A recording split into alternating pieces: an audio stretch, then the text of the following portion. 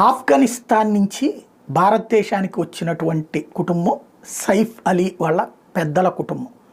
అక్కడ ఈ బకెట్లలో అదే బకెట్లు తాళాలు ఇవి ఉంటాయి కదా, బకెట్లు ఇవన్నీ పడిపోతుంటాయి కదా బావుల్లో, అవి ఇంతవరకు బావుల్లోవి బయటికి తీసేటటువంటి ఒక వర్గం ఉండేది, ఎక్స్పీరియన్స్ అందులో. అలాంటి అనుభవం ఉన్నటువంటి కుటుంబాన్ని మొఘలుల కాలంలో ఇండియాకి తీసుకొచ్చుకున్నారు. అందులో ఈ సైఫ్ అలీ వాళ్ళ తాత ముత్తాతల నాటి కుటుంబాల నుంచి ఇక్కడ పటౌడీల దగ్గర పనిచేశారు వాళ్ళు.